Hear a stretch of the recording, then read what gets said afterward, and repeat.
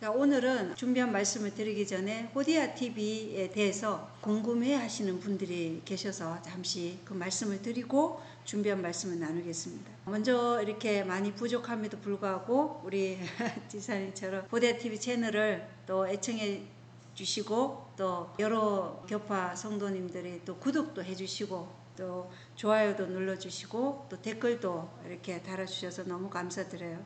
저는 호디아 TV가 재림교인들마저도 들으면서 처음에는 개신교인인가 이렇게 생각했다고 말씀하시길래 제가 좀 분명하게 밝히고 가야 될 것 같아서 오늘 이 시간을 빌어서 좀 말씀을 드리고 가고자 합니다. 저는 현재 교인 수가 정말 얼마 되지 않는 목회자 부재교회의 평신도 지도자로 지금 사역을 하고 있고요. 저희 호디아 TV 채널에는 교회 명칭이나 전화번호를 공개적으로 오픈하고 있지는 않아요.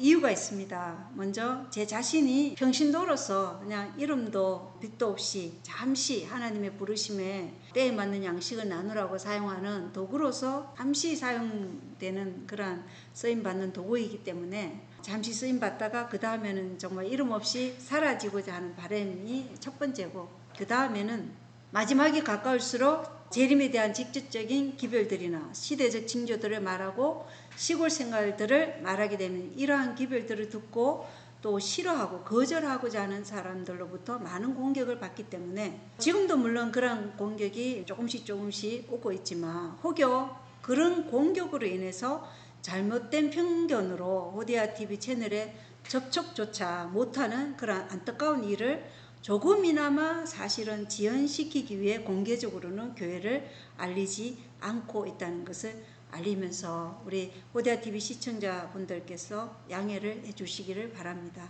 그러나 여러 강사님들의 강의나 이 설교들을 듣다 보면 교회 명칭도 나오고 하기 때문에 저희가 메일 주소만 올려놓았습니다. 그래서 메일을 못 하신다는 댓글에는 하루 정도나 또는 어떤 댓글에는 여러나 연락처를 올려놓았지만 사실 실제적으로 연락은 없더라고요.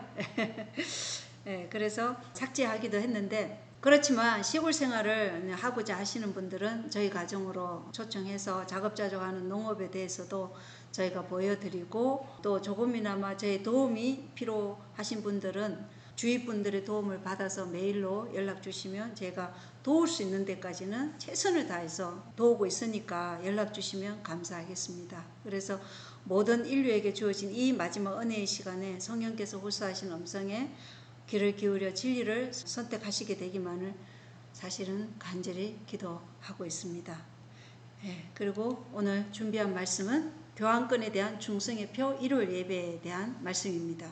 왜 일요일이 교환권에 대한 충성의 표인가를 꼭 들어보시고 베레아 사람들처럼 사람의 말이 아닌 성경 말씀에서 진리를 찾게 되기를 기도하면서 오늘 말씀을 나누도록 하겠습니다.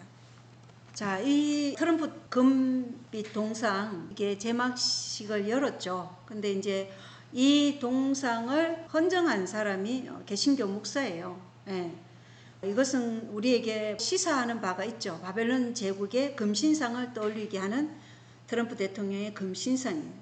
미국의 황금 시대가 사실은 금나라 바벨론 시대로 돌아가는 것임을 우리는 다니엘서와 요한계시록을 통해서 지금 볼 수 있는데, 그러므로 이러한 것들이 우리에게 지금 보여지고 있다는 것은 우리에게 주어진 은혜의 시간이 점점 짧아지고 있다는 것을 사실은 실감해야 된다는 것입니다. 자, 그리고 트럼프의 정신적 조언자가 누구냐? 복음주의 목사인 마크 번스 목사라는 것입니다. 이분이 2016년 미국 대선에서도 트럼프 대통령을 지지했고 2023년에는 트럼프를 지지하는 목사들 이사회의 멤버였어요. 그리고 트럼프 대통령을 신과 같은 존재로 여기지는 않는다고 얘기하지만 계시록 13장 12절에는 두 번째 짐승 미국이 첫 번째 짐승인 교환권 앞에서 첫째 짐승의 모든 권능을 행사하고 땅과 그 안에 거하는 자들 하여금 첫째 짐승 곧 치명적인 상처가 나은 자에게 경배하게 하니라라는 예언을 성취시키기 위한 가정이라는 것을 예언을 가진 백성이라면 누구나 알 수 있는 것입니다. 그래서 이러한 신호가 우리에게는 위기감을 우리가 가지라는 하나님의 사인이라는 것을 우리가 분명히 알아야 되겠죠. 이 금빛 동상 이 헌정식에 트럼프 대통령이 얘기한 것을 잠깐 들어보겠습니다. I want to thank, I know it was done from love, and I want to thank Mark Burns, a pastor. He's a good pastor, he's a good man. I've known him a long time. He's been with me from the beginning, right from the beginning. Maybe about 2 days later, right? 2 days. Right, Mr. President. 자, 이분이 트럼프 대통령에게 황금 동상을 헌정한 존 마크 번스 목사입니다. 예, 지금 세상이 미국이 무슨 일을 하고 있는지 또 가디언 뉴스 지난번에도 제가 보여드렸지만 트럼프 대통령이 AI로 자신을 예수의 모습으로 한 이러한 것을 SNS에 올린 거죠. 그래서 이것에 대해서 여기 보면 트럼프 교황 및 AI 예수 게시물 논란 속 종교 우파 진영의 영향력을 시험한다 이런 기사가 있어요. 그래서 이러한 것들이 지금 우파가 어떻게 나오는지 그러한 영향력을 시험하는 것이라고 이제 나오고 여기 기사에 보면 새롭게 분노한 일부 기독교 단체들이 미국 전역의 주요 선거에서 큰 영향을 행사할 것을 예상하고 있는데 스스로를 기독교 민족주의자라고 칭하며 여성의 투표권에 반대하는 입장을 가진 더글라스 윌슨은 이를 신성모독이라고 평했다.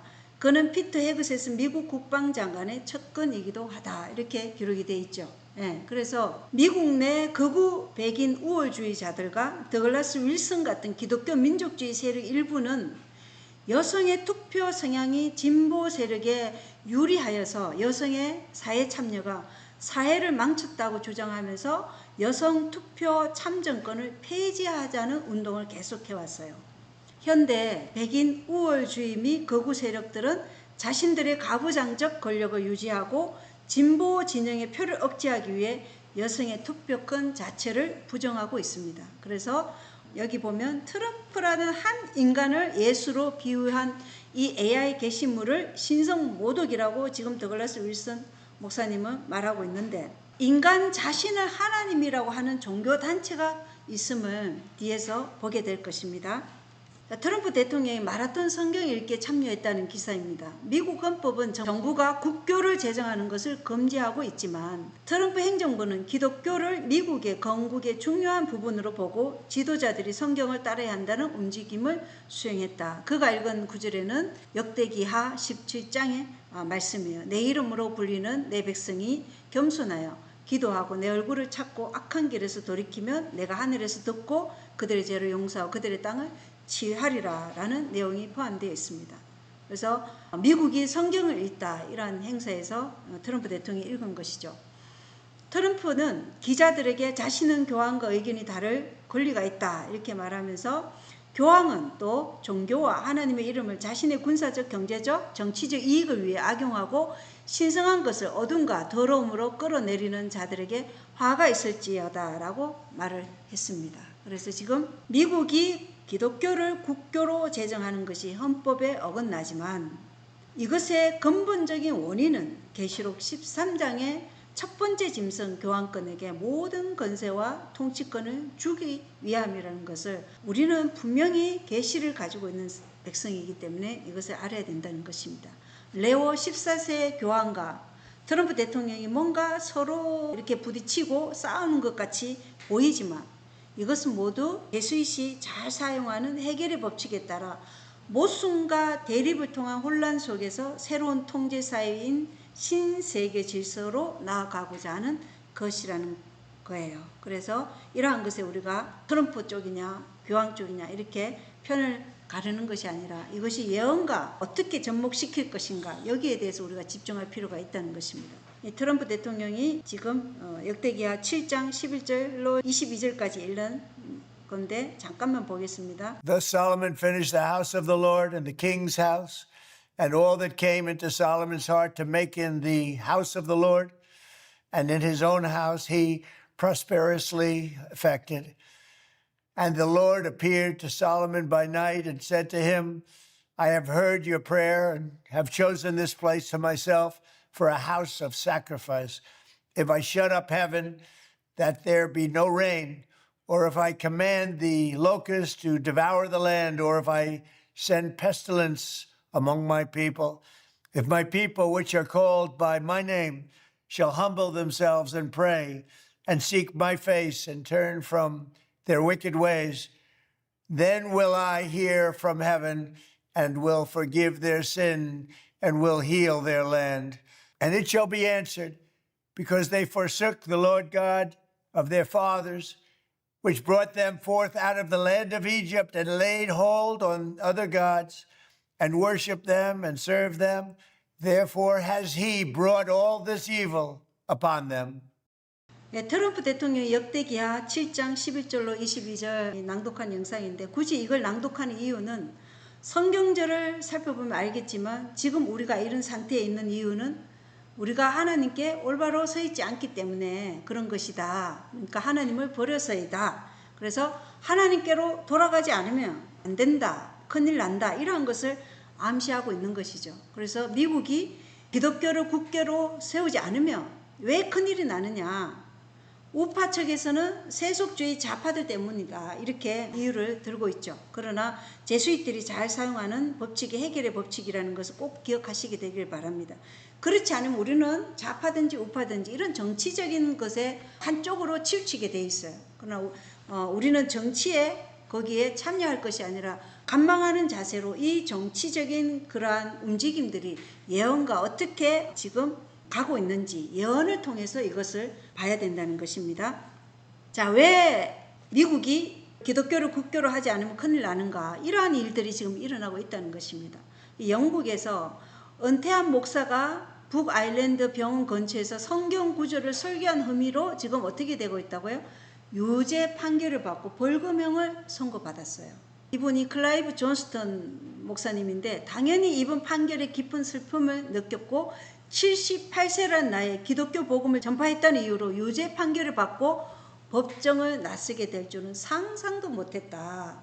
하지만 개인적인 충격 외에도 이번 판결이 우리 사회의 기본적 자유가 여전히 위협받고 있음을 보여준다는 점이 가장 큰 우려다. 이렇게 말하고 있다는 것입니다. 이게 지금 영국에서 벌어지고 있는 일이고 물론 미국도 마찬가지예요. 그죠? 낙태 찬성이나 반대냐 아니면 동성애 지지냐 트랜스젠더나 이러한 것들과 기독교 사이에 지금 마찰이 일어나고 거기에서 폭동도 일어나고 혼란 같은 것들이 일어나는데 이렇기 때문에 지금 우리가 나라의 기독교를 국교로 해야 된다. 이렇게 말하고 있는 것이죠. 자, 핀란드에서 어떤 일이 일어나는지 한번 들어보겠습니다. In Finland, a Christian politician is convicted of a crime for her published views on biblical marriage and sexual ethics. The country's Supreme Court found parliamentarian Päivi Räsänen guilty of hate speech for a pamphlet she wrote 22 years ago. In a 3-2 decision, the court upheld a criminal conviction against Räsänen and a Lutheran bishop for, quote, making and keeping available to the public a text that insults a group. Räsänen was also unanimously acquitted by the court for the 2019 tweet of a Bible verse about marriage. In a statement, Räsänen said she may appeal her case to the European Court of Human Rights. At a press conference after the verdict, she said her case raises the question of whether Finland still has freedom of speech. This case has never been only about me. It has always been about whether Finland will remain a country where people are free to speak, write, and live according to their conscience without fear or criminal prosecution. So we're seeing this situation in Finland. How does it compare to what's going on in other nearby European nations? It's very similar. Let's take the UK, for example, where Christianity is the state religion, and Christians, Bible-believing Christians, are second-class citizens and are hauled into court, are getting into trouble if they oppose something like Pride or some left-wing movement that's unbiblical. In a Christian nation where the king is prayed over and anointed with oil by a monarch, Christians are a second-class citizen. You see it in Germany, where church attendance is very low, 5%, and you see it in other countries as well. 자, 핀란드나 영국뿐 아니라 유럽 전체가 지금 기독교인들과 그들이 가진 사상이 탄압받고 있는 상황입니다. 한편에서 보여지는 극단적인 좌파적 상황으로 인해 기독교인들도 이제 지쳤다. 이제 이런 세상이라면 기독교를 강요하는 것이 더 낫다. 이러한 극단적인 우파적 방향으로 나아가도록 지금 선도하고 있다는 것입니다. 그래서 미국을 하나님 아래 기독교 국가로 봉헌하겠다는 기독교 국가주의로 가는 일에 많은 기독교인들과 가톨릭 신자들이나 무신론자들이라 할지라도 이러한 사상에 함께 동참하는 사람들이 이 운동에 참여하게 될 것입니다. 그래서 타 교파들도 함께 할 것이고 종교 통합이 이미 어느 정도 많이 이루어졌기 때문에 세상이 지금 기독교 국가주의 미국의 본을 다 따라갈 것이라는 것은 우리가 영감의 말씀을 통해서 너무나 많이 읽은 내용이기 때문에 전 세계가 지금 이러한 움직임으로 가고 있다는 것입니다. 미국에서 일어난 일이 지금 유럽 전역에서도 일어나고 있다는 것입니다. 자, 여기 트럼프 대통령의 얼굴이 새겨진 미국 독립 250주년을 기념해서 나온 미국의 $250 신규 지폐 도안입니다. 보겠습니다. 트럼프 대통령이 최종 승인한 $250 신규 지폐 도안입니다. 정면을 응시한 트럼프 얼굴이 가운데 크게 들어가 있고 좌우에는 트럼프 대통령과 베선트 재무장관의 서명이 있습니다. 45대와 47대 대통령을 뜻하는 4547이란 숫자도 보입니다. 특히 도안에 쓰인 사진은 2023년 공문서 위조와 허위 준술 혐의로 기소돼 조지아주 교도소에 자진 출석했을 당시 찍은 미국 대통령 최초의 머그샷을 바탕으로 했습니다. 미국 법은 사망한 인물의 초상만 지폐에 넣을 수 있도록 돼 있지만 트럼프 행정부는 반대하는 조폐국 담당자를 전보 조치하며 지폐 시안을 제작하도록 압박했다는 워싱턴 포스트 보도도 나왔습니다. Do you think politically it's a good idea to put his face on a $250 bill when people are struggling to afford gas? I don't think that there's anything untoward about having the President of the United States, the person who was President of the United States, on the 250th anniversary bill. 트럼프는 독립기념 여권과 기념주와 국립공원 입장권, 15억짜리 특별 영주권, $100 지폐 등 곳곳에 자신의 이름을 새기는 것도 모자라 다음 달 14일 자신의 80세 생일에 맞춰 독립 250주년 기념 종합 격투기 시합을 열기 위해 백악관 정원에 경기장까지 건설 중입니다.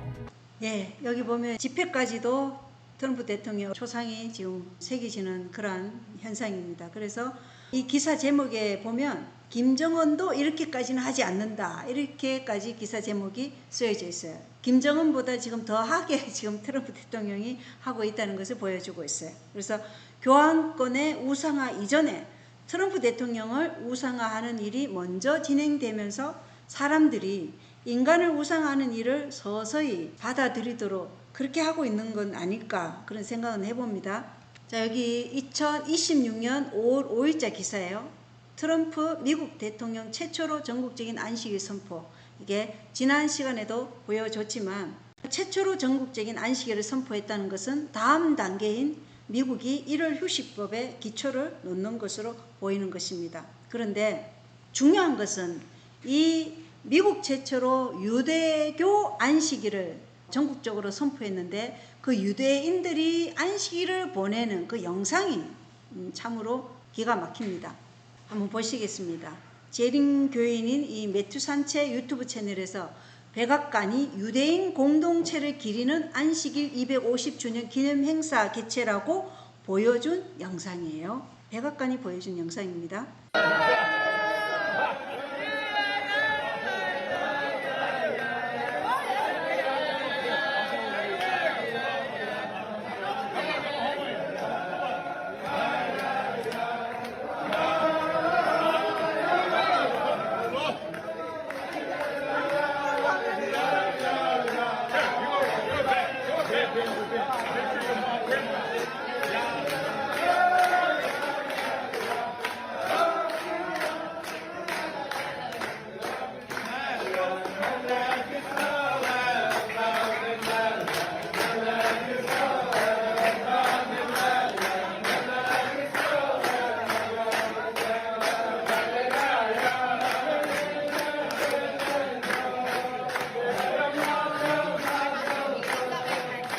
예, 유대인 공동체가 안식일을 기념하는 행사가 무슨 연회장 분위기로 개최된 것 같은 그러한 모습을 보여주고 있어요.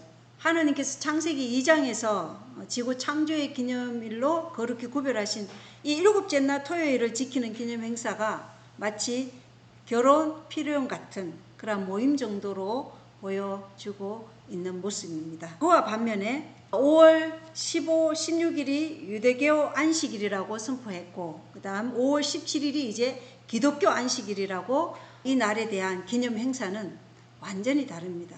그래서 하나님께서 구별하신 일곱째 날 안식일을 지키는 기념 행사와는 정반대로 가톨릭의 권위의 표인 기독교 일요일을 기념하는 행사는 너무나 다른 모습이에요. 한번 보겠습니다. So much, my friends. It is such a blessing to welcome you all here to the nation's capital. Thank you.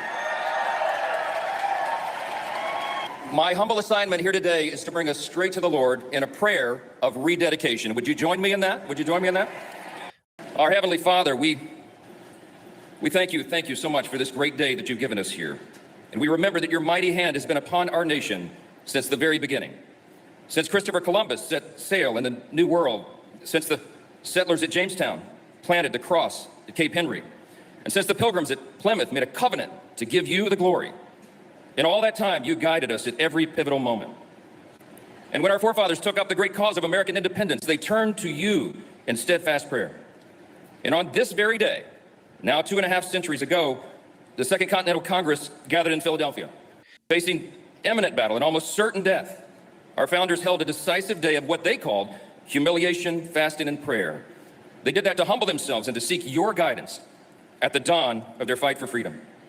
Just weeks later, Lord, on July 4th, 1776, you gave 56 patriots the courage and the conviction to sign their names to the Declaration of Independence, forming 13 distant and disparate colonies into a new nation, which would become, by your mercy and grace, the freest, most successful, most benevolent nation in the history of the world. And in those early days, you safeguarded George Washington and his ragtag army as they defeated the mightiest of empires. And you gave our fathers the wisdom and faith to establish this new nation premised on the biblical and foundational principle that all men are created equal and free before you. Through your divine providence, our founders acknowledged and boldly proclaimed the self-evident truth that every single person is created in your image, and that we are endowed by you, our Creator, with our unalienable rights to life and liberty and the pursuit of happiness. That declaration, which has been recognized as our nation's creed, has also been the inspiration for the single greatest force for peace and justice and human flourishing. Lord, today our people gather once again in your name. We have humbled ourselves before you. We acknowledge that the miracle of our founding and the countless miracles that have followed are your doing. We remember that we owe our nation every victory, every hero, every good deed she has brought forth to you, Almighty God. Amid a bloody civil war, you gave Abraham Lincoln the vision and the fortitude to ignite a new birth of freedom. And in the turbulent years that followed, you offered us healing and restoration, calling us even then to the better angels of our nature. When our allies in Europe fell prey to the dark shadow of fascism, you equipped our greatest generation with the strength to defend and liberate Western civilization. You filled the sojourners of the civil rights movement with your spirit as they challenged their generation to live up to the promises enshrined in the Declaration. In the 20th century, you gave brave leaders like President Ronald Reagan the courage and heart to speak boldly to the promise of God-given liberty and the emptiness of godless Soviet tyranny. At the dawn of a new century, when terror struck our homeland on September 11th, you gave 44 heroes on Flight 93 your divine courage to thwart that murderous attack. You drove out fear out of the hearts of rescuers and first responders who ran upstairs and into fires to help those in need. And in the years that followed, as we cleared the ashes and debris, you healed our broken hearts, and you revealed again the fierce, unbreakable spirit of the American people. Every day since, over each of our 250 years, America has been a land of hope and liberty, a place of miracles and the light and glory of all nations because of you. And now, as we approach the 250th anniversary of American independence, we face a new set of challenges in a new era. In recent years, we've seen sinister ideologies sow confusion and discord among our people. We've witnessed attacks on our history, on our heroes, and the cherished moral and spiritual identity of this great nation. These voices insist to the young and impressionable that our story, the American story, is one of oppression and failure, and that this story can only be understood through the lens of our sins. But Father, we reject that. We rebuke it in your name. Those voices have sought to distort the self-evident truth that we know so well, that our founders boldly proclaimed in the Declaration, that our rights do not derive from the government, they come from you, our Creator and Heavenly Father. Lord, just as we humbly sought out your guidance in past trials, we are doing it here again today. We turn to you once again to save us from these afflictions, to deliver us from the forces of evil, oppression, injustice, and tyranny, both within our borders and beyond our shores. And Lord, never let us be separated from your mercy and your love. We pray, Lord, that you continue to bless our president with the wisdom and prudence and strength to govern our nation in accordance with your will. We pray that you guide our lawmakers, that you walk with us and grant us the moral clarity to rise above partisan differences, and give us the wisdom and humility to serve selflessly and sacrificially. Help all our faith leaders and pastors and priests to be faithful in their calling and successful in their ministries, to shine your light of hope and salvation across our land. Lord, today we pray that you grant us that same devotion to these United States. We hereby rededicate the United States of America as one nation under God.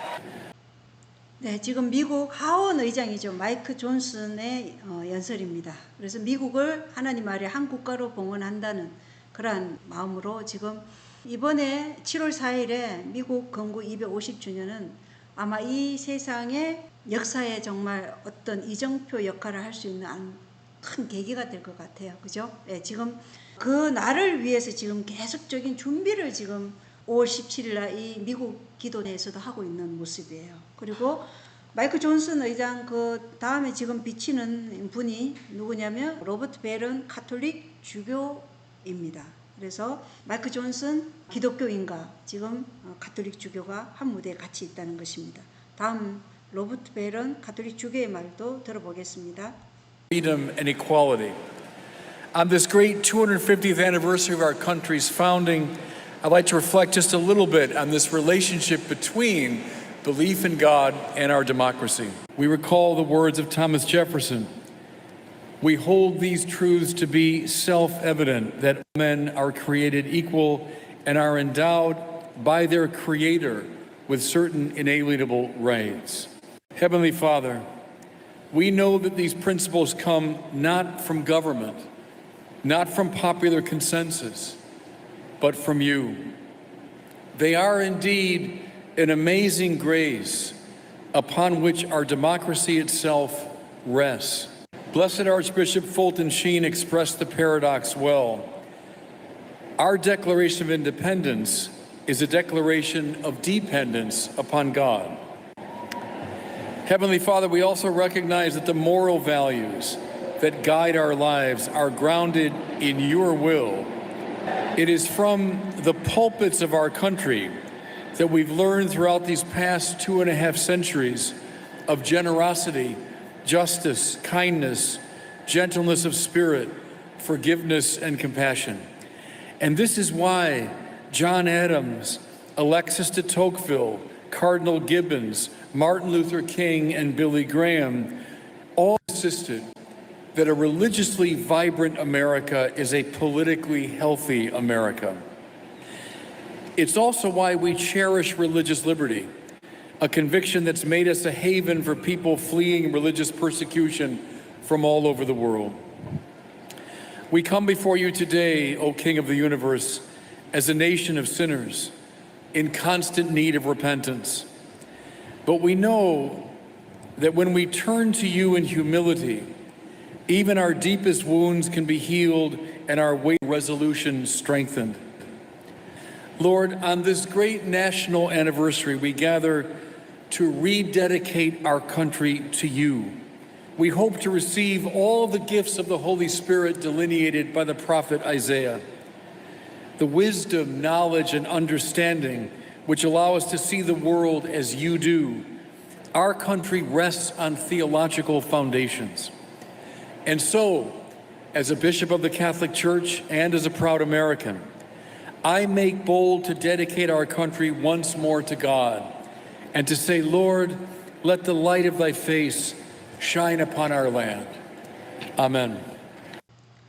예, 미국이 계시록 12장에는 가톨릭 교황권의 핍박을 피해서 사실은 하나님께서 미국에 피난처를 제공했는데 지금 이 가톨릭 주교가 얘기하고 있는 것은 지금 기독교인들과 가톨릭인들을 함께 지금 얘기하고 있는데 그 가톨릭 인물이 기본스 추기경을 같이 언급하고 있다는 것입니다. 참 미국이 어떻게 이렇게까지 되었는가. 미국은 1865년 에이브람 링컨 대통령 암살 사건의 범인이 가톨릭 교인으로 밝혀지면서 1867년 2월 미 의회가 바티칸 주재 외교 공간에 대한 일체 자금 지원을 금지하는 법안을 제정하므로 가톨릭과 단교된 상태였어요. 그런데 레이건 대통령과 요한 바오로 2세를 향한 암살 사건으로 인해서 117년 만인 1984년 1월 10일에 다시 수교하게 되었어요. 그때 타임지 기사의 제목이 뭐였어요? 거룩한 동맹. 예. 그래서 1984년 이후 불과 지금 몇 년 만이냐면 42년 만이에요. 10년마다 강산이 바뀐다. 강산이 4번 바뀌면서 지금 가톨릭 주교가 지금 연설하고 있는 것입니다. 이러한 세상으로 지금 바뀌었다는 것입니다. 그래서 지금 미국 개신교와 가톨릭이 한 무대에서 미국을 하나님 아래 하나의 국가로 만들자는 그 목소리를 함께 내고 있다는 것입니다. 로버트 벨은 가톨릭 주교의 말을 지금 개신교 목사들, 가톨릭 사제들을 다 함께 거론하고 있는데 미국 개신교가 지금 가톨릭과 손을 잡고 기독교 국가주의로 나아가는 것은 개인의 신앙에 있어서 선택의 자유가 없어지는 세상으로 지금 가고 있다는 것입니다. 예, 우리에게 이제 선택의 자유가 이제 없어진다는 것을 예언은 그것을 말하고 있어요. 자, 그리고 다음 영상을 보겠습니다.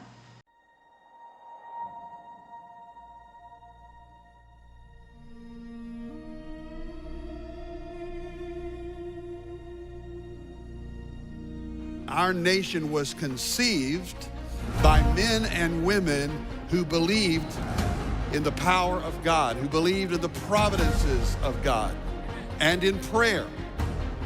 We pray that we would fulfill the true meaning of our creed, that we hold these truths to be self-evident.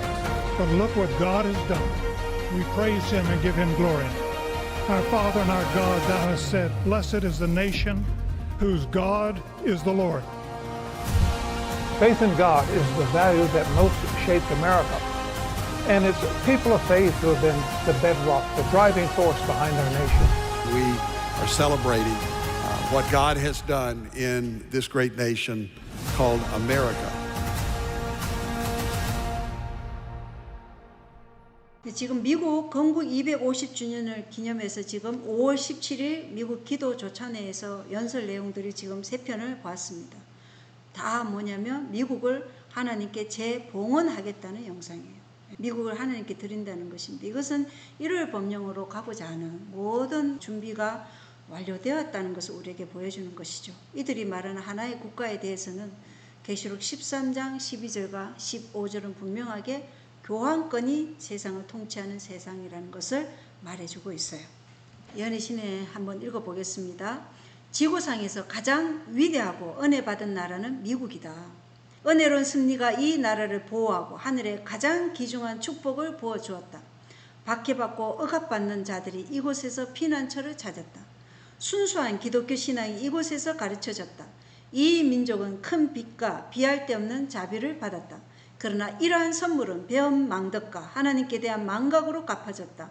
무한하신 분은 민족들과 심판하고 계시며 그들의 죄는 거부된 빛에 비례한다. 이제 하늘의 기록부에는 우리 땅에 대한 두려운 기록이 있다. 그러나 우리의 불의의 척도를 끝까지 채울 죄는 하나님의 율법을 모호한 것이다. 예, 하나님의 율법을 모호한 것이다. 이렇게 기록되어 있습니다. 지구상에서 가장 하나님께 은혜를 받은 나라, 이 미국은 지구상에서 가장 하나님께 은혜를 받은 나라가 미국이라고 말하고 있어요. 그런데 이 미국은 가톨릭의 압제를 피해서 도망쳐온 기독교인들의 피난처의 장소로 제공된 나라였어요. 그러므로 하나님께서 가장 큰 빚과 비할 데 없는 자비를 부어줘서 짧은 시간 안에 세계 최강의 강대국이 되었어요. 세계 최강의 경제대국, 세계 최강의 군사적, 세계 최강의 정치적 힘을 소유할 수 있도록 하나님께서 부어주신 힘이었어요.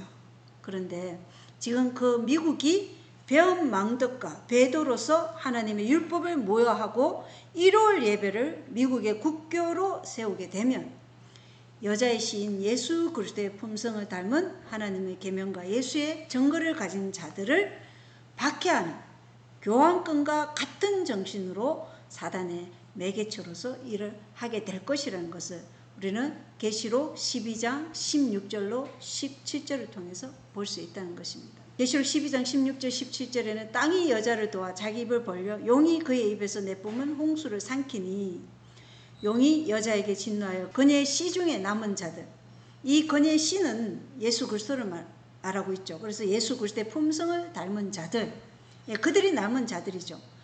곧 그들은 어떤 자들인가? 하나님의 명령들을 지키고 예수 그리스도의 정언을 가진 자들입니다. 그들과 전쟁을 하려고 사탄 마귀가 나아가려고 하는데 계시록 16장에는 삼중연합을 얘기하고 있죠. 용과 교환권과 거짓 대언자. 이 삼중연합으로 벌어지는 박해와 압제는 가톨릭 체제만이 행한 1260년의 박해와는 분명히 차이가 있을 것입니다. 그러므로 우리는 이러한 환란의 시간을 견딜 지금 준비를 해야 한다는 것입니다. 이 삼중연합에 있어서 용은 사탄이라고도 하지만 정치적 세력이라고도 예언의 기록되어 있습니다. 그래서 정치적 세력들은 모든 권능과 힘을 누구에게 주나요? 교환권에게 줄 것입니다. 넘겨준다고 분명하게 우리에게 계시록 17장은 말해주고 있어요. 왜 기독교가 일요일을 지킬까? 여기에 대해서 우리가 반드시 알아야 될 내용입니다. 웹스터 사전에 의하면 일요일, 이 날이 고대의 태양에게 혹은 태양 숭배에 헌정된 날이었기 때문이다. 이렇게 되어 있어요. 일요일은 태양에게 혹은 태양 숭배에 헌정된 날이 바로 일요일이다. 그래서 썬데이, 일요일은 이교도들이 그 날에 태양을 숭배했기에 그들이 주의 중 첫째 날에 붙인 이름이었다. 왜 썬데이가 되었나? 태양을 숭배했기 때문에 그들이 이 날을 일요일이라고 말한 것이죠. 그래서 일요일이 누구를 숭배하는지 잘 보시기 바랍니다. 이 출처들은 모두 가톨릭 출판물이나 그들의 글에서 나온 것이기 때문에 그들은 이것을 비밀스럽게 하고 있지 않다는 것입니다. 공공연하게 밝히고 있기 때문에 누구라도 아무런 편견 없이 만약 이것을 본다면 분명하게 볼 수 있는 것이에요. 어린아이라도 이것을 볼 수 있다는 것입니다. 로마 가톨릭 교환권이 일요일 예배의 권위라고 주장하는 것입니다. 가톨릭 문서에 보면 성경은 안식일을 기억하여 거룩히 지키라고 말한다. 가톨릭 교회는 아니다라고 말한다. 나의 신성한 힘으로 나는 안식일 날을 폐지하고 주의 중 첫째 날을 거룩히 지키도록 너에게 명한다. 그리고 보아라, 모든 문명 세계가 거룩한 가톨릭 교회의 명령에 경건하게 복종하여 엎드린다. 이렇게 앤나이트 신부가 쓴 글이에요. 가톨릭의 출처예요. 오늘날 하나님을 믿는다고 공언하는 신앙인들은 이러한 가톨릭의 주장을 분명하게 보시면 일요일을 예배일로 지키는 것은 하나님의 권위가 아닌 가톨릭 교회의 권위라는 것을 분명하게 알 수 있어요. 그래서 주의 중 첫째 날을 거룩히 지키도록 우리에게 명하는 것은 하나님이 아니라 누구라는 것이에요? 가톨릭이라는 것입니다. 그래서 사탄의 미혹하는 영에 사로잡혀 있지 말고 가톨릭의 권위로 세운 날이 바로 일요일 예배임을 분명히 밝히고 있다는 것을 꼭 확인하시기 바라고 기만 당하지 않기를 바랍니다. 교황의 권세는 하나님의 법도 수정할 수 있고 교황은 하나님이다 이렇게 주장하고 있어요. 그래서 법왕의 권세는 사람의 권세가 아니요 하나님의 권세이므로 그는 하나님의 법도 수정할 수 있다 이렇게 기록하고 있고 교황은 너무 존엄하고 높기 때문에 단순한 사람이 아니라 하나님이시며 예수 그리스도의 대리자일 뿐만 아니라 육신의 베일 속에 감추어진 예수 그리스도 자신이다 이렇게 얘기하고 있어요. 우리 이걸 보면서 좀 전에 우리가 봤던 AI로 예수의 모습으로 자신을 드러낸 트럼프 대통령의 사진을 보았지 않습니까? 그죠? 그 사진을 두고 더글라스 윌슨 복음주의 기독교 목사님은 뭐라 그랬어요? 신성모독이라고 말했어요. 신성모독은 뭐예요? 요한복음 10장 33절에 유대인들이 그분께 대답하여 이르되 우리가 너를 돌로 치려 하는 것은 선한 일 때문이 아니요 신성모독 때문이니 곧 사람인 내가 내 자신을 하나님으로 만들기 때문이니라 하며 이렇게 얘기하고 있다는 것입니다. 그래서 신성모독은 사람이 자신을 하나님이라고 할 때 그 사람을 뭐라고 한다는 거예요? 신성모독자라고 말한다고 성경은 말합니다. 그럼 누가 신성모독하고 있는지 더글라스 윌슨 복음주의 목사님은 이 글을 통해서 요한복음 10장 33절을 통해서 분명히 아셔야 할 것입니다. 가톨릭 교회의 권위는 성경보다 높다고 주장하고 있어요. 가톨릭 출처입니다. 일요일은 우리의 권위의 표이다. 가톨릭 교회의 권위는 성경보다 높으며 안식일을 일요일로 옮긴 것이 그 사실에 대한 증거이다. 그래서 가톨릭이 자신들이 성경보다 높다고 주장하고 있어요. 가톨릭의 권위가. 왜? 그 주장의 근거가 무엇인가? 안식일을 일요일로 옮긴 것이 그 사실에 대한 증거이다. 이렇게 분명하게 자신들이 목소리를 내고 있어요. 그래서 일요일은 누구의 권위의 표라고요? 가톨릭의 권위의 표다. 그리고 일요일은 가톨릭 제도이며 그것을 준수한다는 주장은 오직 가톨릭의 원칙에 의했으면 변호될 수 있다. 성경의 처음부터 끝까지 주마다 공개적으로 드리는 예배가 주일 중 마지막 날로부터 첫째 날로 옮겨갔다는 것을 보정하는 성경절은 단 하나도 없다. 성경에서 안식일을 일요일로 옮겼다는 성경절은 단 하나도 없다고 누가 얘기한다고요? 가톨릭 출판물이 지금 얘기하고 있는 것입니다. 가톨릭은 분명히 밝히고 있는 것입니다. 그래서 하나님께서는 마태복음 24장에 많은 사람이 내 이름으로 와서 자신을 그리스도라고 많은 사람을 속인다. 그리고 많은 거짓 대언자가 일어나 많은 사람을 속이기 때문에 첫 번째 우리는 기만당하지 않도록 주의해야 된다는 것입니다. 우리가 지금 하나님의 말씀을 따르고 있는지 아니면 사단의 기만에 속고 있는지 우리 자신을 이 말씀을 통해서 분명히 깨닫게 되길 바랍니다. 일요일은 가톨릭의 권위의 표지 절대로 하나님께서 제정하신 참 안식일이 아니라는 것입니다. 하나님은 창세기 2장에 일곱째 날 토요일을 창조의 기념일로 분명하게 제정하셨습니다. 성경도 그렇게 말하고 있고 여기 지금 가톨릭 출처도 자신들의 권위가 성경보다 높아서 지금 안식일을 일요일로 옮긴 것이라고 분명하게 말하고 있습니다. 이걸 보고도 일요일이 주의 날이라고 얘기한다면 그분들은 자신들이 지금 기만된 상태에 있다는 것을 아시게 되길 바랍니다. 일요일 예배는 가톨릭에 대한 충성의 표다. 이렇게 분명하게 또 밝히는 글이에요. 천주교회는 예수 그리스도의 권위로 제7일 안식일 준수해서 예수의 부활을 기념하는 주일의 시도로 바꿔놓았다. 그러므로 개신교회들이 일요일을 지키는 것은 천주교회에 대한 그들의 충성을 보이는 표가 된다. 이렇게 얘기하고 있어요. 그래서 일요일을 지키는 것은 천주교회에 대한 충성을 보이는 표가 된다. 예. 그래서 개신교인들이 무슨 말을 하더라도 일요일을 지키는 것은 천주교회에 대한 그들의 충성을 보이는 표가 되는 것입니다. 많은 개신교회 성도님들은 이걸 보고 깨어나시게 되길 바랍니다. 개신교회 일요일 준수는 그들이 자신들도 모르게 가톨릭 교회의 권위에게 표하는 경의이다. 일요일 준수는 가톨릭 교회의 권위에 표하는 경의이다. 이렇게까지 얘기하고 있어요. 그래서 예수님은 가톨릭에게 주의 날의 일곱째 날 안식일을 일요일로 바꾸라는 권위를 준 적이 절대로 없습니다. 왜냐하면 가톨릭 자신이 분명히 얘기했듯이 가톨릭 교회의 권위가 누구보다 높다고 그랬어요? 성경보다 더 높다고 얘기했어요. 성경의 저자이신 예수 그리스도보다 더 높다고 자신들을 밝히고 있기 때문에 예수님은 절대로 그런 권위를 가톨릭에게 준 적이 없다는 것입니다. 이거는 사탄의 역사라는 것입니다. 마가복음 2장 28절에 예수님께서는 이러므로 사람의 아들은 또한 안식일의 주니라 라고 말씀하셨습니다. 그렇기에 예수님께서는 교황권에게 일곱째 날 안식일을 일요일로 바꾸라는 권위를 절대로 주지 않으셨다는 것을 성경이 말씀하고 있다는 것입니다. 자, 그리고 미국 건국 250주년을 기념 행사를 위한 미국 조찬 기도회 5월 17일이었죠. 그죠? 지금 기사가 2020년 5월 17일이에요. 그래서 5월 15, 16일은 유대인의 안식일을 선포하면서 그날을 지키라고 얘기하면서 유대인의 안식일은 마치 결혼 피로연 같은 그러한 행사로 백악관에서 지금 영상을 공개했고 일요일을 지키는 것은 지금 5월 17일 기도 조찬에는 아주 성대하게 많은 연사들을 초청해서 보여준 영상들을 우리가 보았습니다. 그런데 그 트럼프가 후원하는 이 종교 행사에 보수 기독교인들이 참석하는 가운데 비평가들은 종교 분리의 심각성을 지적하며 이를 비판하고 있다라는 기사예요.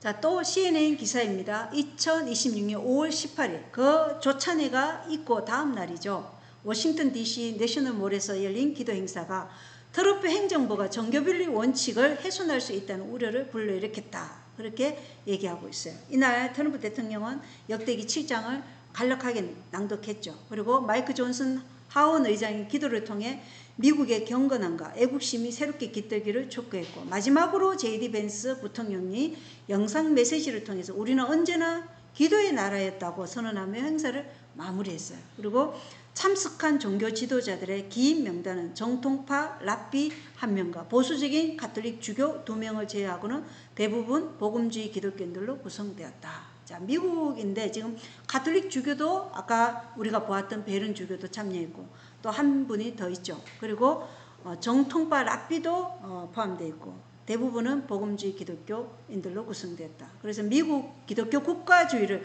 누가 지금 앞장서서 하고 있어요? 복음주의 기독교에서 지금 진행하고 있다는 것입니다. 자, 2026년 5월 19일 기사예요. 트럼프 행정부의 250주년 재봉헌 행사 기독교 국가주의 집회로 호평을 받았다, 이렇게 얘기하고 있어요. 그래서 지난 주말 수천 명의 사람들이 워싱턴 DC의 내셔널몰에서 열린 250주년 재봉헌, 미국을 하나님께 다시 재봉헌한다는 것입니다. 250주년 재봉헌 전국 공개 기도회에 참여했는데 이 행사는 하나님 아래 하나의 국가로서 다가오는 미국의 건국 기념일을 축하하기 위한 신앙 기반의 희년 행사였다. 희년 행사였다고 얘기하고 있어요.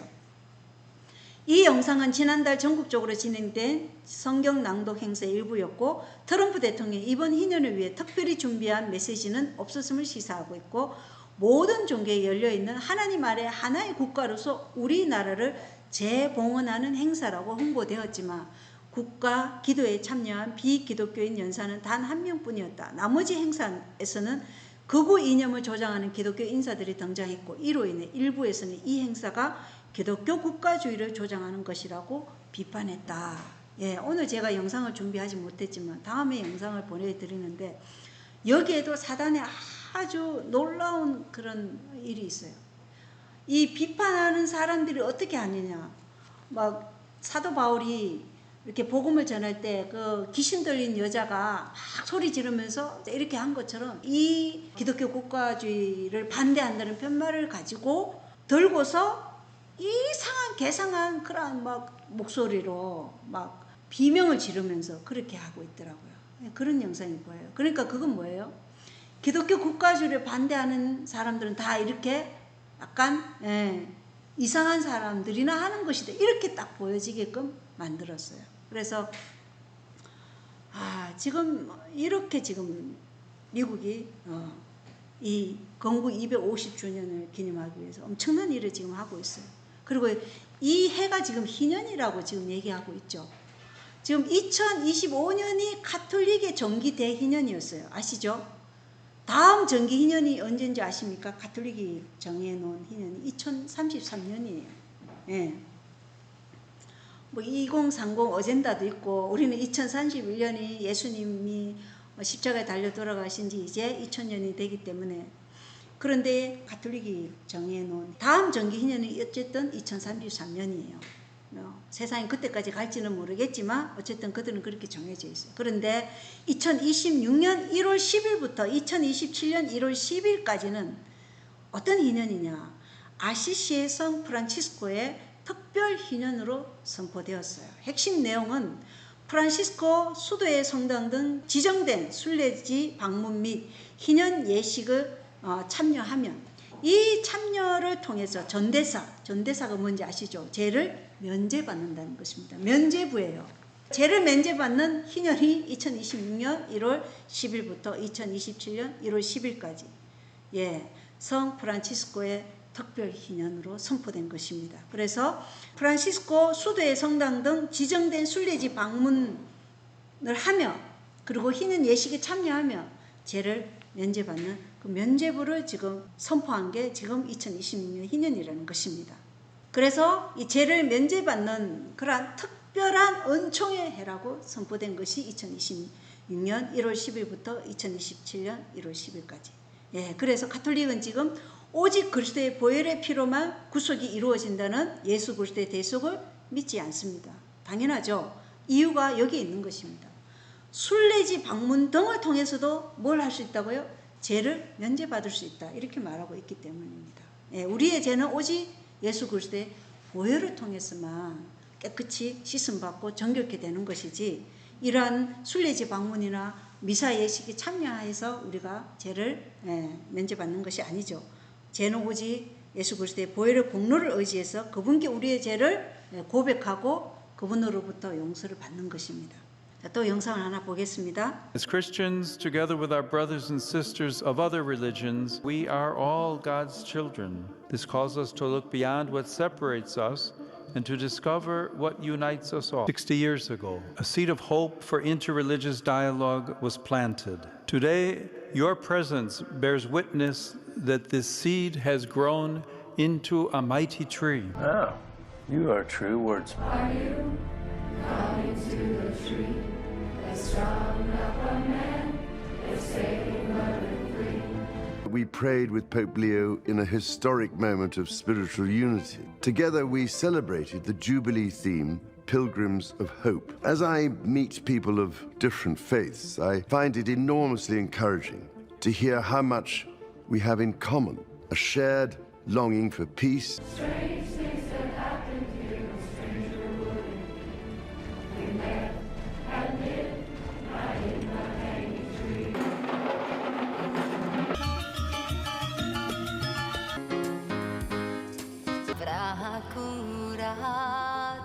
We are the new world. Oh, the new world. When I can change, then you can change. When you can change, the world will change. We are one human family. We are blood brothers and blood sisters. Walking together in faith, we are the new world. Sky in the river, go to outer space with it. So high. Oh, the new world. I cannot come down. I am busy building. Charlie was always building. Charlie was actually a master builder. It's an entire movement and a coalition that's being built. We are building the Red Wall. We have far more important work to do than canceling each other. We have got to build, and President Donald Trump is a builder. We're building a better country right now. The opportunity is in front of us all to unleash the great next era of our country. The things that we are fighting for, the ideals that we stand for, are for the future of this great nation. America will take its place again as the shining city on the hill, as the leader of the world, as the #1 nation, as the great experiment. America is going to be in the golden age, and it will do tremendous things for the people that live here. 많은 기독교인들의 생명을 앗아간 로마 콜로세움에 세계 종교 지도자들을 초대해서 우리는 모두 하나님의 자녀라고 지금 레오 14세 교황이 연설한 영상이에요. 뭐 뒤에는 지금 뭐 찰스 영국 왕도 있고 그리고 뭐 터닝 포인트 창업자인 찰리 커커에 대한 이야기를 하면서 커커의 아내 에리카 커커와 트럼프 대통령 그리고 벤스 부통령의 영상도 나오고 지금 이들이 나오는 그 무대에 다 우리는 하나라 그러죠. 공통의 집이다 이렇게 얘기하고 있어요. 그래서 성경절 창세기 11장은 바벨탑을 건축하는 것입니다. 그러므로 미국의 한건기는 미국을 통해 바벨탑을 건축하자는 것입니다. 그 바벨탑은 누구를 위한 바벨탑일까요? 계시록 13장은 둘째 짐승 미국이 첫 번째 짐승 교황권을 위해서 바벨탑을 건축할 것이라고 말씀하고 있습니다. 우리는 정말 이 미디어 앞에서 교황과 지금 트럼프 대통령이 뭔가 서로를 비난하는 것 같으나 교황권의 일호를 국교로 세우고자 하는 일에 연합하고 있다는 것을 깨달아야 합니다. 이것은 해결의 변정법을 통해서 뭔가 모순되고 대립되는 것 같으나 결국 뒤에서는 뭐예요? 한 목소리, 하나의 통제 사회로 가기 위한 해결의 법칙을 잘 지금 활용하고 있다는 것을 우리가 볼 수 있어요. 그래서 이 영상에 나오는 이 노래, 행거 게임이라는 영화가 있었는데 거기에 나무 아래서 하나로 모여 새로운 세상을 만들자 이 사상이 있었어요. 행거 게임에 나무 아래서 하나로 모여 새로운 세상을 만들자 이 사상과 레오 교황이나 그 외에 찰스 왕이나 트럼프 대통령이나 벤스 부통령이나 지금 에리카 커커 같은 다 뭐예요? 하나로 모여 새로운 세상을 만들자. 이게 뭐예요? 미국의 1달러 지폐에 있는 뉴월드 월드, 새로운 세상, 신세계 질서, 이것을 만들자고 지금 하고 있는 것입니다. 그래서 이 헝거 게임이라는 영화는 시리즈로 되어 있는데 전체적인 줄거리가 대강 부패하고 썩어빠진 세상을 우리가 함께 모여 바꾸자, 이런 내용이에요. 지금 종교 지도자들 다 초대해서 지금 다 함께 세상을 하나로 모으자, 이러한 구호를 외치고 있는 것입니다. 그래서 모든 종교와 모든 세상 사람들을 하나의 종교로 모으고 있는데, 그 종교는 뭐예요? 가톨릭의 권위의 표현 일월로 지금 사람들을 모으고 있다는 것입니다. 종교 통합은 오래전부터 진행되어 왔고, 이제 이 모든 종교인들이 하나로 통합되는 결실을 눈앞에 두고 있다는 것을 우리가 이 영상을 통해서도 볼 수 있다는 것입니다. 그리고 2026년 7월 4일이 미국 건국 250주년인데 7월 3일에 교황 레오 14세가 에큐메니칼 종교 통합에 기여한 공로로 자유 메달을 수상한다는 기사입니다. 그래서 계시록 13장 3절에 또 내가 보니 그의 머리들 가운데 하나가 상처를 입어 죽게 된 것 같았는데 그의 치명적인 상처가 나오며 온 세상이 놀라며 그 짐승을 따르더라. 그래서 열왕이 교황권에게 권능과 힘을 넘겨준다. 이 열왕은 전 세계 정치 통치자들, 정치인들을 얘기하는 것이죠. 그래서 통치자들이 모든 권능과 힘을 교황권에게 넘겨줄 것입니다. 계시록 17장 13절의 성취가 지금 가까이 이르렀어요. 교황권의 치명적인 상처는 1929년 라테란 조약으로 상처가 낫기 시작했고, 이제 완전히 상처가 낫게 되는 것은 미국이 가톨릭의 권위의 표인 1월 휴식법을 만들게 되면 교황권의 상처는 완전히 회복할 것입니다. 온 세상이 놀라며 교황을 따르게 될 것입니다. 그래서 가톨릭 중심의 종교 통합의 결과가 드러나고 있다는 것을 우리가 보고 있어요. 가톨릭이 1260년간의 암흑시대에 종교의 자유와 양심의 자유를 부여했는가? 절대 그렇지 않다는 것입니다. 그들의 시스템에 복종하는 자들에게만 조건부 자유를 준 것이죠. 교황권 체제에 굴복하지 않는 자들을 어떻게 했는가? 무수한 기독교인들을 고문하고 압제하고 죽음에 이르게 했고, 원형 극장에서도 그랬고, 여기 지금 아까 우리가 보았던 콜로세움에서도 마찬가지로 많은 기독교인들이 목숨을 잃었죠. 자, 이 영상은 매년 미국 워싱턴 DC에서 개최되는 전국 가톨릭 조찬 기도회인데 올해는 3월 18일부터 19일간 진행되었어요. 가톨릭 조찬 기도회에서 어떤 말이 오고 가는지 한번 보겠습니다. With the Eucharist. And this may be the first time you've ever done this. We did it at Mar-a-Lago last year with the Eucharistic benediction, where, yes, we have a bishop, a successor of the apostle, who comes from very far away. Bishop will walk in and he will be carrying with him the Holy Eucharist. So I would invite you as he processes in to take a knee, if you can, and kneel before Christ our King. Most Holy Trinity, we place the United States of America into the hands of Mary Immaculate in order that she may present the country to you.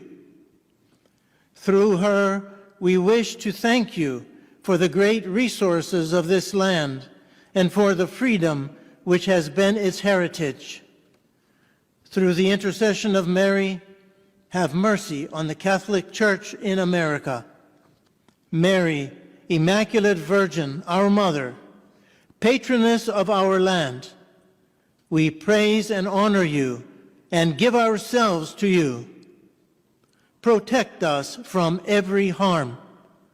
Pray for us that acting always according to your will and the will of your divine Son, we may live and die pleasing to God. Amen. Did you know that in the United States, there's only one approved apparition in the United States? 1859, Mary came to Wisconsin, outside Green Bay, with a very specific message. She said, the words of Mary, teach the children the faith. Gather the children in this wild country, referring to America, and teach them what they should know for salvation. Teach them how to make the sign of the cross, how to approach the sacraments, This is what I wish you to do. Go and fear nothing. I will help you. Simple message. Where our first president, George Washington, had this image, along with St. John the Evangelist, there. Surprised possession. He kept it. He loved it. Mary's been with us from the beginning. 예, 참 우리가 이 자리에 무릎을 꿇고 있는다면 그것은 하나님께 무릎 꿇는 것이 아니라 태양을 숭배하는 것에 무릎을 꿇는 것이죠. 예, 앞으로 우리의 시험이 다가올 것입니다. 그죠? 이 가톨릭 조찬 기도에서 미국 재봉헌식을 하는데 미국을 하나님께가 아닌 누구에게 바친다고 얘기해요? 마리아께. 또한 우리 자신도 마리아에게 바친다고 말하고 있어요. 아이들에게 가톨릭적 예배를 가르치라고 지금 말하고 있죠. 성호 걷는 거 이런 것들을 가르치라고 지금 말하고 있습니다.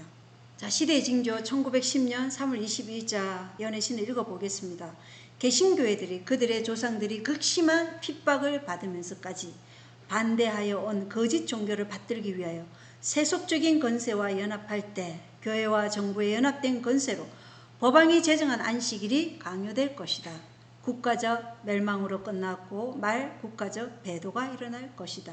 말씀은 분명하게 우리에게 가르쳐 줍니다. 미국이 하나님의 율법을 모호화하는 일요일 기독교를 국교화하게 되는 국가적 배도가 일어나면 미국이 멸망으로 들어갈 것이라고. 이 시대의 마지막 하나님의 대언자를 통해서 하나님께서 분명하게 밝히고 있습니다. 미국의 멸망은 예수님의 재림이 임박함을 알리는 것으로 모든 인류의 운명이 이제 어떤 선택을 하느냐에 따라 결정될 것을 우리에게 말해주고 있어요. 우리에게 시간이 얼마나 남은 것 같습니까? 정말 짧은 은혜의 시간밖에 없습니다. 근데 우리의 자녀들은 지금 어디에 있는가 한번 살펴보시기 바랍니다. 여기 가톨릭 조찬에서 뭐라고 그래요? 우리의 자녀들을 가톨릭적 예배를 가리키라 이렇게 얘기하고 있어요. 계시록 13장 12절과 14절 17절에는 그가 첫째 짐승 앞에서 첫째 짐승의 모든 권능을 행사하고 또 땅과 그 안에 거하는 자들로 하여금 첫째 짐승 곧 치명적인 상처가 나은 자에게 경배하게 하니라 이렇게 얘기하고 있어요. 첫째 짐승 앞에서 첫째 짐승의 모든 권능을 미국이 행사할 것입니다. 그리고 미국은 온 인류에게 땅에 가는 모든 자들에게 첫째 짐승 교황권에게 아까 보셨죠? 무릎 꿇으라. 태양을 숭배하는 그것을 들고 있는 거기에 무릎 꿇으라고 얘기하는 것입니다. 첫째 짐승 곧 치명적인 상처가 나은 교황권에게 경배하게 하니라. 이건 종교적 박해죠. 그리고 또 그 짐승의 눈앞에서 기적들을 행할 권능을 소유하여 그 기적들로 땅에 가는 자들을 속이며 또 땅에 가는 자들에게 말하여 그들이 칼로 상처를 입었다가 살아나 그 짐승을 위해 형상을 만들게 하더라. 그 형상이 뭐예요? 기독교 국가주의, 정치와 종교가 하나로 연합해서 일요일 휴식법을 이제 만드는 것이죠. 또 그가 그 짐승의 형상에게 생명을 주 권능을 소유하여 그 짐승의 형상이 말도 하게 하고 그 짐승의 형상에게 경배하려 하지 아니하는 자들은 다 죽이게 하더라. 이것은 막강한 군사적 힘을 가지고 군사적 박해를 하겠다는 것입니다. 예, 경배하지 않으면 다 죽이겠다. 예, 우리가 미국에 지금 이민자 단속하는 아이스 요원들 보죠. 거기에 뭐 자국민이라고 배려 이런 게 많지 않다는 것을 우리가 볼 수 있는데 어쨌든 그 미국이 가지고 있는 군사적 힘으로 군사적 박해를 할 것이라는 것입니다. 16절에 보면 그가 모든 자, 곧 작은 자나 큰 자나 부유한 자나 가난한 자나 자유로운 자나 매인 자에게 그들의 오른손 안에나 이마 안에 표를 받게 하고 표를 받게 한다는 것입니다. 이것이 정치적 박해입니다. 받으라는 것입니다. 그것을 어떻게 해요? 예, 법을 통해서 그렇게 받게 하겠다는 것입니다. 그게 일요일 휴식법이죠. 그리고 17절에는 그 표나 그 짐승의 이름이나 그의 이름의 숫자를 가진 자 외에는 아무도 사거나 팔지 못하게 하더라. 그래서 경제적 박해가 올 것임을 얘기하고 있습니다. 그 표는 뭐예요? 일요일이죠. 짐승의 표는 일요일 경배니까. 그리고 그 짐승의 이름은 짐승의 품성을 소유한 자. 그리고 그의 이름의 숫자, 그 짐승의 특성을 가지고 있는 것이죠. 짐승의 품성에 대한 특성을 가지고 있는 자 외에는 아무도 사거나 팔지 못하게 하더라. 그래서 정신적으로 같은 사상이면 이마에 표를 받고 그리고 두려워서 받는 자들은 오른손에 표를 받게 되는 것입니다. 그래서 미국은 더 이상 어린 양처럼 말하지 않는다는 것입니다. 용처럼 지금 말하고 있어요. 미국은 성경적인 일곱째 날 토요일에 하나님께 경배에 드리라는 10계명의 말씀을 짓밟고 교환권에 대한 충성의 표인 1월 예배를 1월 휴식법을 통해 강요하게 될 것입니다. 하나님께만 드려야 할 경배를 사람을 경배하도록 이끄는 종교적 박해가 일어날 것이고 정치적, 군사적, 경제적 힘을 통해 경배하지 않는 자들을 매매를 하지 못하도록 할 것이고 벌금과 형벌 그리고 감옥, 추방, 노예 또는 순교, 죽음에 이르게 하는 그러한 사형 제도를 통해서 하나님의 백성들을 썰어버리려고 할 것입니다.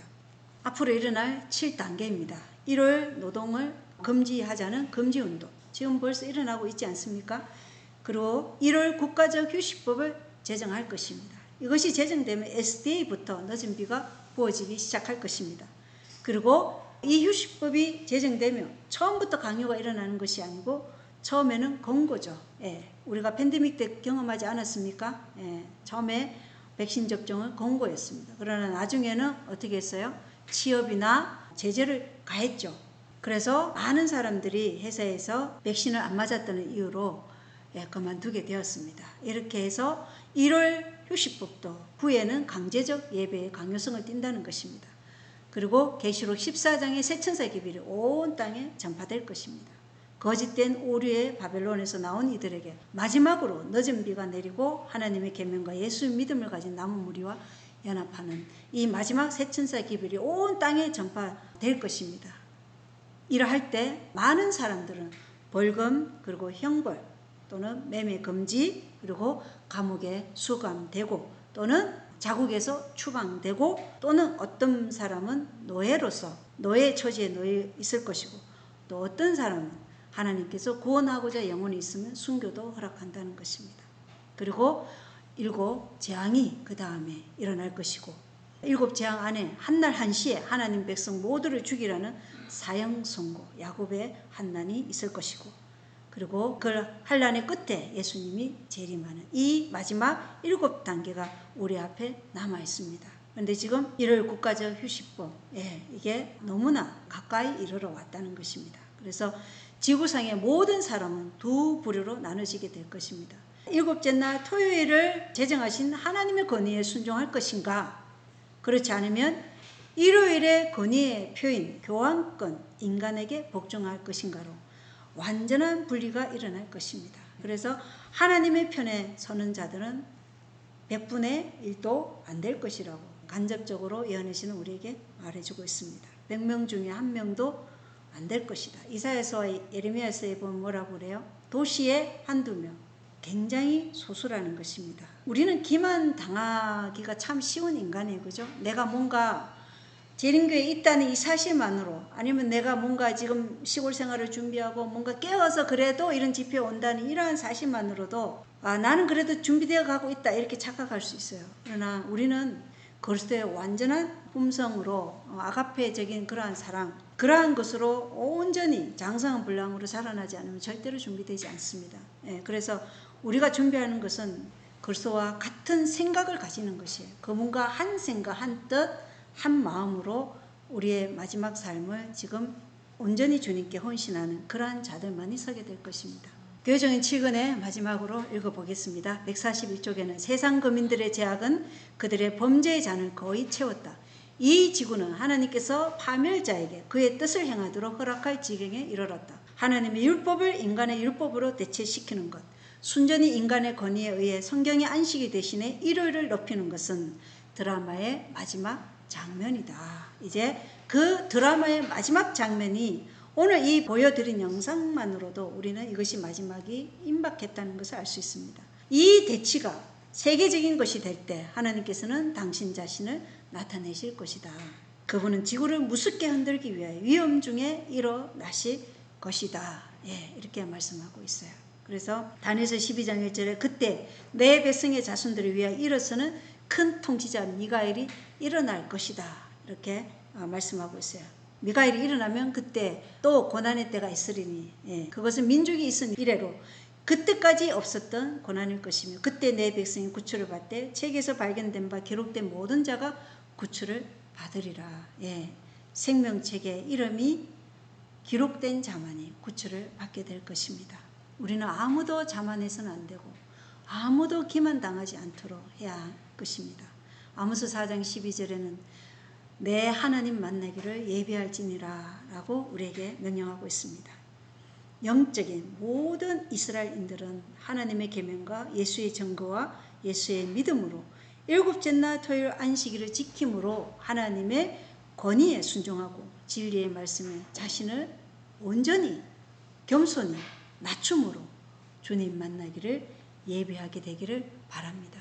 이 일은 절대로 미루어서는 안 되는 일이며 오늘 이 순간에도 우리는 우리 자신이 정말 절망 가운데 있는 비참한 상태라는 것을 깨달아야 됩니다. 우리가 그것을 깨닫지 않고 우리 자신을 조금이라도 높이고 우리의 의가 여기에 조금이라도 한 올이라도 포함된다면 우리는 멸망당할 것입니다. 그래서 오늘 하나님의 음성을 듣거든 네 하나님 만나기를 예비하라는 이 음성에 강박하게 되지 않기를 바라면서 우리가 항상 겸손히 하나님 말씀 앞에 순종하는 그러한 성도들이 되기를 바랍니다. 가톨릭의 건의의 표현 일요일 예배에 대한 말씀을 마치면서 우리 모두가 지금 우리 상태를 면밀히 살피고 지금 우리가 정말 전적으로 주님께 헌신하고 있는지 우리는 지금 주님과 같은 마음으로 지금 살아가려고 애쓰고 있는지 왜냐하면 하나님과 동역한다는 것은 바로 그 마음이라고 분명하게 우리에게 말해주고 있기 때문입니다. 하나님과 같은 마음으로 그분이 우리를 위해서 행하신 그 헌신을 우리는 지금 닮으려고 하고 있는지 우리에게 지금 하나님께서는 그것을 말씀하고 있는 것입니다. 우리가 세상의 징조를 아무리 열심히 정보를 알아도 우리에게 그것이 없다면 아무 소용이 없다는 것을 저는 이 말씀들을 준비하면서 더욱더 뼈저리게 느껴요. 그리고 제 자신도 제 자신의 상태를 보면서도 그것을 더 절실하게 느낍니다. 그래서 우리 자신 아무 가치 없는 인생이라는 것을 깨닫고 오직 하나님께만 의지하고 오직 하나님께 우리 자신을 의탁하고 그분만 신뢰하면서 그분께 온전히 헌신하는 우리들이 되기를 바라면서 오늘 말씀 마치겠습니다. 하나님 아버지, 참으로 인간의 연약함으로 이 세상을 살아간다는 것은 우리 힘으로는 이 마귀의 기만적인 모든 세상 앞에 참으로 설 힘이 없다는 것을 하나님 앞에 고백합니다. 오직 전적인 우리의 의지가 주님께 드려지고 우리의 온 마음과 생각과 뜻이 오직 그리스도와 같아지고자 하는 그 마음으로 우리가 살아가지 않으면 우리는 그 어느 때도 안전하지 않다는 것을 늘 기억하게 되기를 우리에게 역사하여 주시옵소서. 우리에게 오직 복된 소망 되시는 그리스도 외에 아무런 소망이 없다는 것을 늘 기억하면서 우리 자신의 영혼과 우리 가족의 영혼 그리고 우리의 형제 자매들 그리고 우리의 이웃에 이러한 기별을 모르는 자들에 대한 그 영혼들을 예수께로 인도하고자 하는 간절한 소망 없이 우리가 살아간다면 우리의 신앙이 껍데기밖에 안 된다는 것을 우리가 기억할 수 있도록 하나님 인도하여 주시옵소서. 온전히 헌신한다는 것이 무엇인지 이 신앙 부흥을 통해서 우리에게 올바로 인도하여 주시고 가르쳐 주셔서 주님께서 우리를 인도하시는 그 지점이 어디인지 깊이 깨닫게 도와주시옵소서. 예수 그리스도의 이름으로 간절히 기도드리옵나이다. 아멘.